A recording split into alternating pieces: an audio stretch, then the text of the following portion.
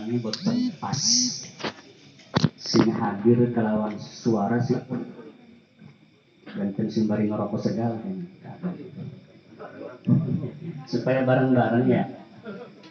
Coba sekali lagi. Assalamualaikum warahmatullahi wabarakatuh.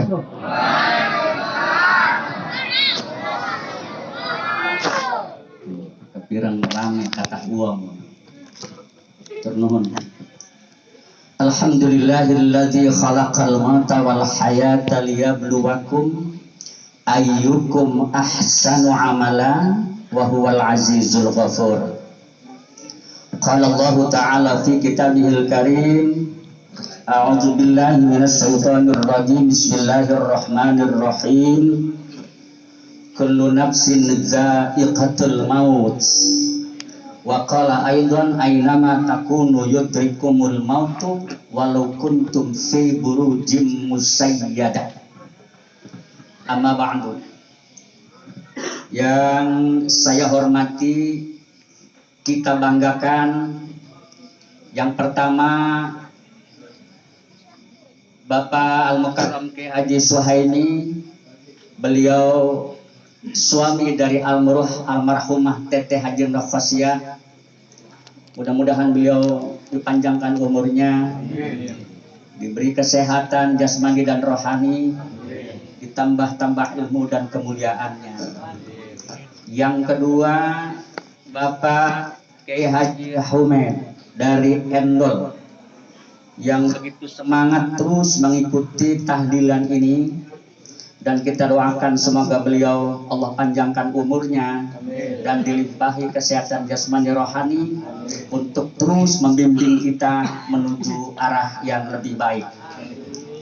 Demikian juga kita hormati, kita banggakan kakanda guru kita, orang tua kita juga, Kakang Haji Abai Dimyati Ahmad. Beliau juga selaku Ketua Majelis Ulama Indonesia Kecamatan Carenang, selaku tokoh masyarakat. Kita doakan beliau sesungguhnya malam ini sejak kemarin, sejak seminggu yang lalu dalam kondisi kurang fit, kurang sehat. Tapi demi keluarga dan demi kebersamaan beliau tetap hadir pada acara tahlilan ke-7 ini. Wa kadzalika juga guru kita, orang tua kita dari Lampoyang, Bapak Kiai Haji Khalil, hadir juga di tengah-tengah kita, menyertai kita semua. Beliau juga seorang ulama, seorang kiai yang tidak pernah bosan memberikan bimbingan kepada kita sekalian. Semoga Allah berkati, Allah berikan keberkahan, umur panjang dan sehat jasmani rohaninya. Yang lainnya ini banyak sekali, termasuk Kiai Muhyiddin dari Asram, Mang Ujang juga, Mamang Haji Sikam, banyak ya dari Mendaya, Mang Hudri. Ini kalau sebut satu persatu sampai subuh rasanya. Jadi cukup cuma kuasawas ya, cek disebut arane langsung. Sing liyane mah moga-moga boten tersinggung dengan tidak disebutnya nama.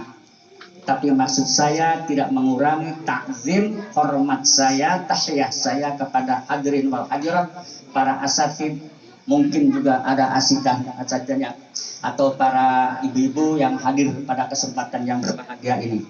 Hadirin yang berbahagia,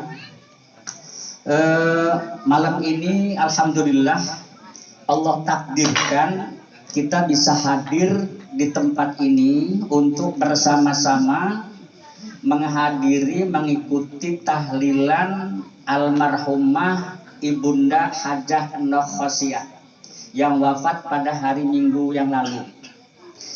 Sebelumnya kita doakan moga-moga almarhumah oleh Allah diampuni segala dosanya, dimaafkan segala kesilapannya, diterima segala amal ibadahnya, ditaamkeun kuburna, serta mendapatkan tempat yang layak di sisi Allah Subhanahu wa taala, yaitu masuk surganya. Demikian juga moga-moga keluarga yang ditinggalkan ini dari Bapak Kiai Suhaimi, anak cucunya, keluarga yang lain, moga-moga Allah diberi kekuatan, kesabaran dan ketawakalan dalam menghadapi musibah ini. Salawat dan salam semoga senantiasa tercurah kepada baginda junjungan Nabi besar Muhammad sallallahu alaihi wasallam. Oke, kepada para keluarganya, sahabatnya, umatnya, termasuk kita semua ila yaumil ma'ad, sampai hari kiamat nanti. Bapak dan saudara sekalian yang saya hormati, kalau kita berbicara tentang kematian, kehidupan dan kematian, ternyata kehidupan kita ini ada beberapa fase, akan melewati beberapa terminal kehidupan. Paling tidak ada 4 garis besarnya. Yang pertama, kita ini hidup di alam rahim ibu, di kandungan ibu kurang lebih 9 bulan. Ya, rata-rata 9 bulan. Sanajan wenten sing dikandung karo ibune sampai 10 bulan yang disebut kandungan hamil kebo. Bener ya? Bang Ujang ya? Wenten oge sing dikandung siji uang terhormat sampai 4 tahun. Wenten boten? Sinten Bu? Imam Syafi'i rahimahullah taala. Yang biasa 4 tahun Pak ning jero otak ibune. Begitulah kehendak Allah Subhanahu wa taala 4 tahun. Bapak sekalian, yang pertama dalam rahim ibu, yang kedua nanti ke alam dunia sekarang ini, yang ketiga ada alam barzakh kubur, dan yang keempat itu alam akhirat padang mahsyar. Baik, kita coba satu persatu ya Pak ya. Dan waktunya insya Allah boten lambat, paling sampai jam 11. Itu boten lambat insya Allah.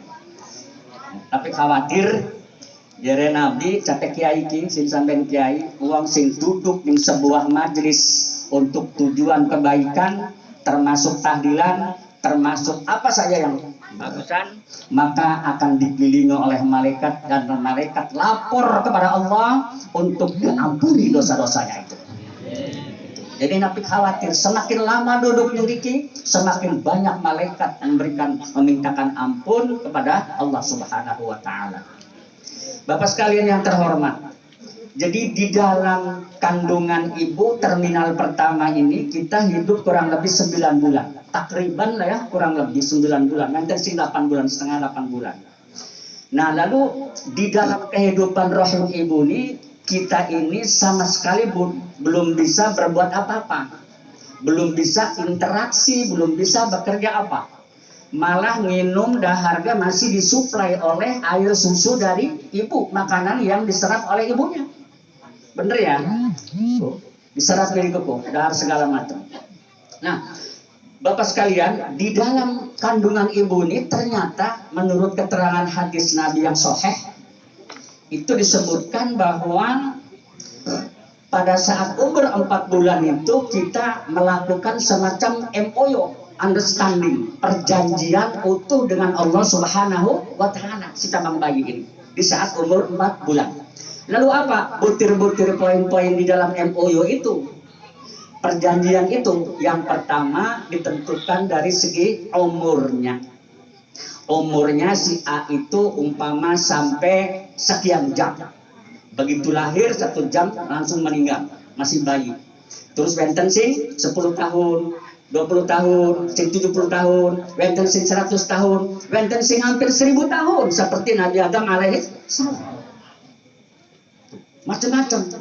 Wenten sing cuma sekian bulan. Nah, itu ditentukan oleh Allah Subhanahu wa taala. Jadi boten bangkit mungkir kita, boten bangkit meminta kebijakan-kebijakan lain, umpama jadwal kita wafatnya besok bulan anu tanggal sekian minta atret mundur, boten bangkit. Sampun diedis, sampun ditentukan di dalam perut kita pada saat umur 4 bulan. Tuh, padem. Umurnya itu. Yang kedua tentang rizkinya. Rizkinya ditentukan oleh Allah. Oh, si A ini rizkinya nanti hidupannya bagus, mewah, sugih, kata sawahe, kata kontrakanane, kemudian kata mobilnya, kata dunyane, kata rabine, macam-macam. Benten sing ngontrak bae jadi kontraktor seumur hidup. Ngontrak bae urip. Benten aten biar. Nah ini Pak. Jadi rezeki Allah tentukan. Ya, ditentukan. Jadi Allah memberikan rezeki kepada kita ini tidak sama. Boten sama, beda-beda. Nahnu qasamna bainahum. Aku berikan, tentukan, bagikan rezeki itu kepada masing-masing ini. Maka karena itu Bapak sekalian, namun sampun uning tentang rumus rezeki yang diberikan Allah, sumber rezeki ini, kita yakin akan terhindar dari perbuatan syirik, dengki, hasud, tidak ada. Kita yakin bahwa oh si Amr punya mobil banyak, rumahnya mewah, gajinya gede, anunya anu besar, itu sudah rezeki dia. Rezeki dia mereka itu sampun lah kata kita. Bahkan justru kita harus terima kasih kepada tetangga, saudara, dulur, keluarga yang kaya itu satu saat bisa kita minta bantuan. Yang sayang so kadang-kadang pelit. Pelit jangan ya. Gitu tuh. Gitu Pak. Jadi rezeki itu sudah Allah tentukan oleh Allah Subhanahu wa taala saat umur. Kemudian yang selanjutnya dalam kandungan ibu ini Allah juga menentukan tentang jodoh ya, si A dengan si B. Mungkin pada waktu belajar, waktu kuliah, pepacaran karo wong sekampung, tapi pas barang nikah dengan orang Lampung, nikah dengan orang Kalimantan, itu sudah begitu. Allah tidak disangka-sangka, Allah yang mengatur itu ya, orang sekampung. Padahal kalau nikah dengan orang sekampung, cek Mang Ujang, itu tidak boleh, haram hukumnya orang kawin dengan orang sekampung.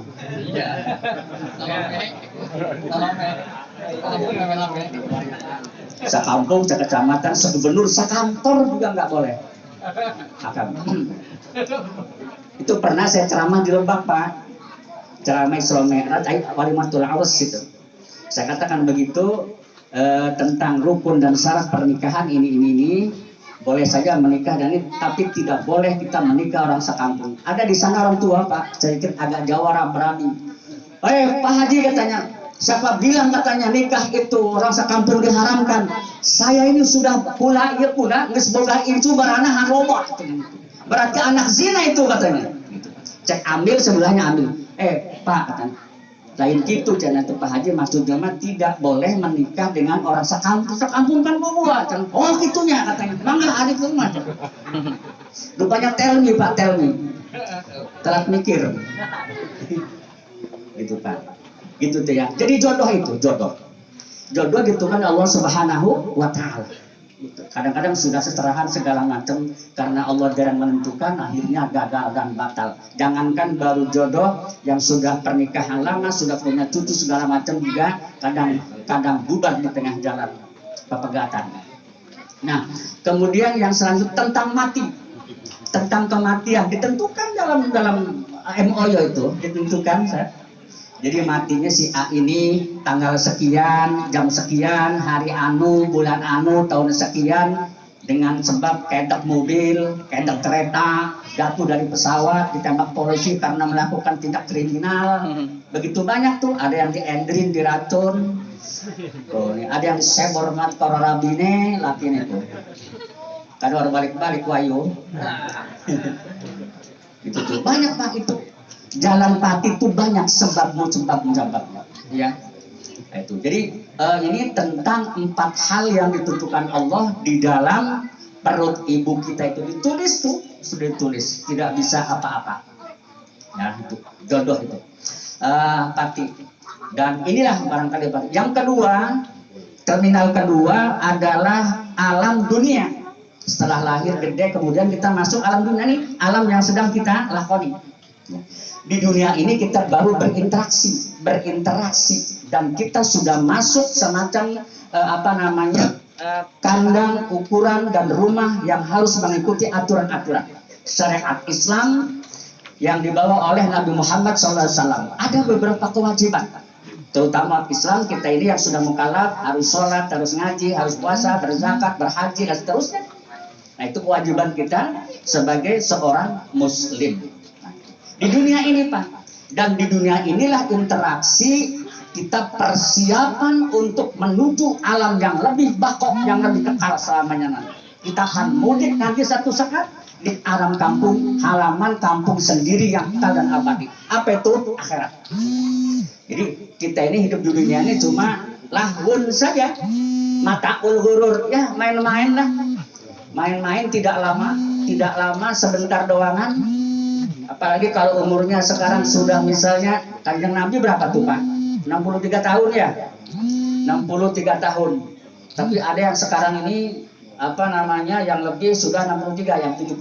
Kiai Haji dari Lempuyang ini katanya beliau ini sudah 84 Kiai ya, 84 tahun. Namun 80 tahun 4 tahun rasanya sampun liwat masa kritisnya. Dan Kanjeng Nabi umurnya 63 tahun. Jadi bukan renter di antara kita umurnya sing sampun 62 tahun 10 bulan tinggal 2 bulan malih. Siap-siap ya, bulan Desember atau Januari 2001 sudah mendapat panggilan dari malaikat Israel. Nah, gitu. Tapi langsung semutu lama model Kang ini ya kayak Yumen beliau dia sampun kayaknya lewat kritis lamun ibarat orang sakit kan lebih aman wis aman. Saya betul ya. Nah itu Bapak sekalian. Jadi tentang kematian. Bapak sekalian, di dunia ini kita harus berinteraksi melakukan hal-hal yang menjadi kewajiban. Karena dunia disebutkan ad-dunya mazra'atul akhirah. Dunia ini adalah semacam tempat ladang memacul berkebun untuk nanti kita petik panennya, hasilnya nanti untuk investasi di akhirat, simpanan di akhirat. Itu Bapak sekalian. Nah itu tuh. Nah jadi yang berikutnya Bapak sekalian, setelah selesai dunia ini baru masuk alam yang ketiga, alam barzakh. Alam barzakh, alam kubur, perbatasan antara dunia dan akhirat, padang mahsyar. Dikubur berapa lama? Wallahu a'lamu bimuradi. Tidak ada yang tahu siapapun juga. Sampai nanti menunggu yaumil ba'ats, hari kebangkitan, hari kiamat, al-qari'atu mal-qari'ah dan seterusnya. Jadi berapa lama? Wallahu a'lamu bis-shawab. Bapak sekalian, ya Allah, kalau kita membaca kitab kecil tuh yang ditulis Karo Kisanawi Tanara, Tangkihul Qaul, kemudian Daqatul Akhbar, ya itu Masya Allah Rabbi. Pada saat mati itu luar biasa pedihnya. Dikatakan oleh satu ulama bahwa pada sakit mati dicabut rohnya itu dari jasad kita.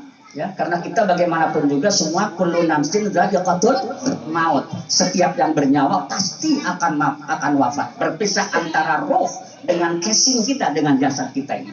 Pada saat dicabut roh ini luar biasa sakitnya katanya. Digambarkan dalam kitab itu katanya bagaikan kambing odus disembelih kemudian dikeletek kulitnya kupat. 1000 kali sakit. 1000 kali ngeletek kamu. Itu pada saat seperti maut. Terutama bagi orang-orang kafir tuh. Sakitnya luar biasa. Ulah dereng ngrasani wong dereng pernah mati ki. Apa bener boten? Tapi ceritanya boten. Sampai capek dalam satu keterangan sakit waktu dicabut nyawanya itu sampai umur masa 40.000 tahun masih kerasa sakitnya Pak. Dirasakan itu 40.000 tahun. Ya Allah ya Rabbi. 4.000 tahun masih kerasa sakit. Saking larang. Dalam saat dicabut roh. Ari roh orang mukmin mah insya Allah capeknya guys seperti nyabut ibu-ibu lagi ngadamel adonan apem, kemudian ada rambutnya celek ditarik di kuku. Seret, begitu gampang kan? Rambut panjang ditarik nih adonan apem ya, necelek rambutnya. Itu untuk orang-orang mukmin digampang. Tapi orang-orang mungkin orang muslim juga tapi boten taat ya, nanti akan ketemu dengan seperti kambing sing dikeletek sakitnya luar biasa 1000 kali sakit. Allahu Akbar. Maka karena itu para kiai ustaz dalam menyelamatkan Allahumma hawin alaina fi sakaratil maut. Ya Allah hawin alaina, mudahkan, gampangkan pada saat sakaratul maut. Sakarat itu apa ya, mabuk maut, luar biasa. Dan disitulah Bapak sekalian, pada saat sakaratul maut ini kita ujian terakhir, nanti selamat botanen ningriku, masuk surga lan botanen ningriku. Maka Allah sering juga mengingatkan, wala tamutunna illa wa antum muslimun, jangan kalian wafat kecuali kamu membawa iman, membawa Islam, ingat pada Allah Subhanahu wa taala. Nah itu Pak. Nah, kemudian setelah wafat masuk kubur, berapa lama tadi? Tidak ada yang tahu. Entah 1000 tahun lagi, entah 1 juta tahun lagi, entah 1 miliar tahun lagi. Wallahu a'lamu bissawab. Boten sembunyi. Tergantung nanti rawuhnya dinten kiamat. Rawuhnya dinten kiamat. Masya Allah Bapak sekalian, betapa kita bayangkan dalam kuburan, kita sering ningali begitu mayit dilebokakan ning kuburan, ning liang lahat, kemudian ditutup karo dinding, karo pring, karo papan, kemudian diurugi karo tanah, diinjak-injak terus sampai padat. Betapa bagaimana kita sakit di sana, gelapnya, di samping sempit cuma setengah meter doang, miring posisinya itu menghadap kiblat. Panasnya luar biasa, pengap, panas, poek, gelap, luar biasa. Sok, sanajan bokan ning dunia nih tukang gawe kipas angin, mau bisa dibawa ning kubur itu supaya adem. Atau tukang PLN nggak bisa menyiapkan lampu 1000 watt supaya api petang ning kuburan. Tidak bisa. Dan itu sudah harus kehendak ajaran Islam bagi umat Islam harus demikian. Betapa beratnya, betapa sakitnya, betapa luar biasa. Tetapi ada sebuah keterangan hadis Nabi dijelaskan bahwa di dalam kubur itu namun pengen enak, pengen nikmat, pengen jembar, pengen longsong, kayak seperti hidup di istana negara, ada 3 hal. Ada 4 hal paling tidak. Yang pertama, sering kita membaca Al-Qur'anul Karim. Sering membaca Al-Qur'anul Karim. Tilawah Al-Quran, selain boten ngerti artinya, paham maknanya, tetap kita baca. Ya, kita baca khusus ba'da sholat, qabla sholat, Al-Quran sebagai way of life of the Muslim, sebagai hudal linnas, hudal lil muttaqin, baca terus. Umat Islam jangan sampai jauh dengan Al-Quran sebagai pedoman hidup. Dibacanya doang mendapatkan kelebihan dan hikmah yang luar biasa. Yang kedua, memperbanyak sedekah. Memperbanyak sedekah jariyah maupun sedekah yang lain, apalagi yang wajib, infak, sedekah, zakat dan sebagainya. Yang ketiga itu membaca tasbih juga, zikir kepada Allah terus menerus. Nah, pas sekalian, dalam kubur itu yang namanya infak sedekah akan mewujud seperti wong wadon sing gadis cantik bahen olerkom. Pertama datang yang datang ini neng siapa? Kula niki Al-Qur'an. Bapak yang sering dibaca oleh Bapak waktu Bapak masih hidup. Baunya harum, rupanya rupawan, bagus, cantik. Al-Qur'an yang sering dibaca. Terus sios malih datang sebelah kiri, ini siapa neng? Neng makanya kurus ya, kurus hitam tinggal tulang jeung kulit doang. Neng saha? Niki mah kunda bapak sing ngalok sedekah 2000 perak nih kan niki. Kurus cilik kumaha. Pelit. Koten lupa. Orang ayu perak kodok-kodok di masjid kayak kencelengan kan. Mata lu itu nana sing abang, sing edo, sing rada beluwak. Dilatihnya sing beluwak pun sing beluwuk. Kemudian masih ngabang kan 100.000. Ya oke ya. Gitu. Niku tuh ngajawantah jadi itu nir kuburan.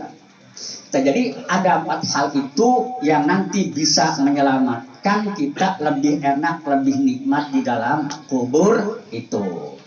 Nah, kemudian Bapak sekalian yang selanjutnya, di dalam kuburan ini, Bapak yang terhormat, keterangan Al-Quran sejumlah tafsir Jalalain, Ibnu Katsir, Al-Marwazi juga menjelaskan bagaimana sakitnya orang dalam kuburan itu ketika disiksa. Kanjeng Nabi pernah lewat dengan para sahabat di sebuah kuburan. Lalu Kanjeng Nabi nguping mendengar ada orang yang sedang gejeritan disiksa dalam kuburan itu. Kata Nabi, "Hei, coba ambilkan itu daun pisang, daun korma, dipapras set." Nah, diambilkan dua kuburan itu, disimpan yang satu lagi yang dua daun itu. Kata sahabat, "Untuk apa ya Rasul?" Iki mah tanggo ning kuburan ki lagi disiksa wong, lagi diazab ning kuburan. Selama daun ini masih basah durung kering, maka insya Allah diringankan siksaannya, azabnya. Kata Nabi ngoten kok. Jadi luar biasa bagi orang-orang yang memang melakukan maksiat mungkarat itu, nanti mulai dalam kuburan juga sudah dimulai dipetik amal baiknya itu. Bapak sekalian, wong-wong sing dalam kuburan itu Mang Ujang, Mang Marsin ternyata itu kepengen urip maning karena menderitanya sakitnya luar biasa dalam kubur bagi orang-orang yang tidak mukmin atau orang mukmin yang banyak melakukan pelanggaran-pelanggaran norma syariat. Sampai dalam Al-Qur'an, wa anfiqu mimma razaqnakum min qabli ayati ahadakumul maut fayaqulu rabbi laula akhartani ila ajalin qarib fa asaddaqa wa akum minas shalihin. Kata si mayit ini, "Ya Allah, tolong hidupkan pula niki 1 menit saja, 1 jam saja, atau sehari di dunia saya akan hadiahkan, sedekahkan rumah saya, tanah saya, mobil saya, segala macam saya akan menjadi dana sedekahna wa akum minas sholihin." Saya akan membenarkan, mengikuti petunjuk Rasul, petunjuk Allah, dan saya akan menjadi orang yang benar. Tapi kata Allah, tidak bisa. Fa idza ajaluhum la yastakhiruna sa'atan wala yastaqdimu. Tidak bisa engkau kembali, kamu menyesal sudah terlambat. Coba kalau waktu kayak Suhaimi, kayak Abai, kayak Khalid, kayak Humaydi, waktu dia pengajian datang mendengarkan, menjadi jamaah yang baik, menimba ilmu, diamalkan ilmunya, diaplikasikan, maka insya Allah diselamat. Niki mah rumah pinggir masjid, pinggir majlis taklim, tapi boten rawuh orang majlis taklim karo masjid, pura-pura sibuk segala macam, itu boten enten. Wong sing menyesal seperti itu. Lana sadaqana wa akum minas sholihin. Menyesal kepengen durdakan mali sejam dijaga boten. Nah gitu. Tapi tidak bisa, kata Allah. La yastakhiruna sa'atan wa la yastakhirun. Kematian ini Bapak sekalian merupakan hal yang sangat ditakuti. Bodos-boten di padam ke? Bodos-boten. Sebenarnya mah Pak, lamun kula niki kathah persiapan mah untuk maot iki, saya kira pengen enak mati sing enak. Pernah kula ceramah nih para amil sebanten. Para amil tuh P3N penghulu. Saya tawarkan, kata saya, bapak-bapak, lamun pengen mati sekarang masuk surga atau 1000 tahun maning masuk neraka, pilih endi kok? Pilih endi? Jere 1000 tahun maning. Anak sing pengen mati saiki tapi masuk surga aja botenku. Kira-kira Ifat pengen pun dimilih kok. Padam manjang esuk atau si pengniki masuk surga langsung, atau 1000 tahun mali tapi digodok di jahanam. Tapi manjing surga pecel-pecel bakal alit, Bang. Kok nganyang nawar. Pengen mah mungkin juga 1000 tahun mali karena pecilnya masih cilik-cilik, masih punya tanggungan. Jadi malah dereng siap. Boten apa. Jadi Bapak sekalian, sungguhnya lamun memang padem niku langsung masuk surga mah, masuk apa? Mati seniki masuk surga. Lamun dijamin masuk surga. Nah gitu Bapak sekalian. Bapak Ibu yang berbahagia, selanjutnya setelah nanti datang hari kiamat, kita akan yaumil ba'ats, di bangunan kita manusia seluruhnya ini, maka nanti masuk padang mahsyar di akhirat. Kiamat nanti rata dunia ini seperti perak dan menggelundungkan bela dari bola sing arah barat sampai timur, boten berhenti bola ke bola, saking rata nih. Bukan aspal, bukan batako, tapi mungkin berbentuk perak. Matahari ada di atas pundak kita, bro. Panasnya luar biasa di padang mahsyar. Sedang mereka berjutaan, miliaran, triliun manusia sejak Nabi Adam, sejak dunia ada sampai akhir zaman nanti, triliun bahkan miliaran triliun kumpul di padang mahsyar nanti. Mereka Bapak sekalian mencari syafaat sambil menunggu di yaumil hisab, hari perhitungan dan klarifikasi. menunggu yomil mizan, pertimbangan ditimbang amal kita yang baik dan buruk. Nanti menunggu juga sambil melewati jembatan Shiratal Mustaqim. Bertahun-tahun, ribuan tahun di sana tak menunggu. Dan itu pada saat menunggu itu tergantung amaliah kita. Wenten sing kelelep dengan keringat, kelelep dengan darahnya, kelelep dengan segala debu dan seterusnya. Saking banyaknya dosa. Menunggu keputusan Allah Subhanahu wa Ta'ala. Berapa lama tidak terhitung, nanti tinggal menunggu kita akan masuk ashabus simal atau ashabul yamin, masuk surga atau masuk neraka. Semuanya itu Bapak sekalian adalah tergantung kita semua. Tergantung kita hidup kita di dunia ini.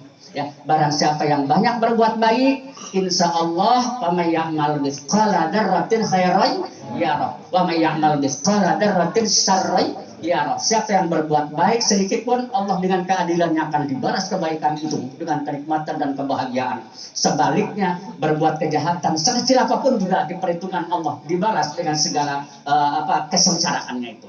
Inna santum astantum li'an fusikum bakin asatum falaha.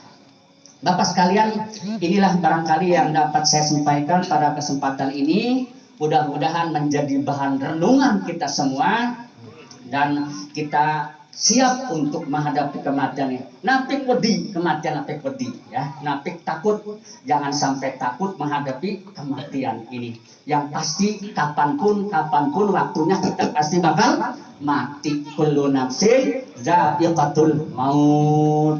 Itu saja Bapak sekalian, sekaligus sebagai sahibul musibah, kula Haji Rasna Dahlan atas nama sahibul musibah, walaupun tadi sudah dikomentari oleh Abinda Ifat bahwa atas nama keluarga yang pertama mengaturkan ribuan terima kasih ya atas segala kehadiran Bapak saudara sekalian setiap malam mengikuti agenda tahlilan sampai malam ini.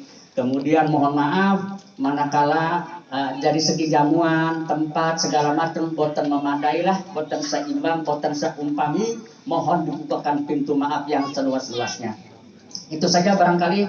Terima kasih. In kana ra'yi sidqan fa minallah wa in kana ra'yi khata'an fa min nafsik.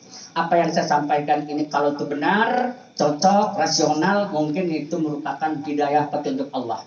Tapi kalau salah, keliru, khilaf, inilah dari saya sebagai manusia, kelemahan dan kedhaifan saya. Hadanallahu wa iyyakum ajma'in wa lahu minkum. Assalamualaikum warahmatullahi wabarakatuh.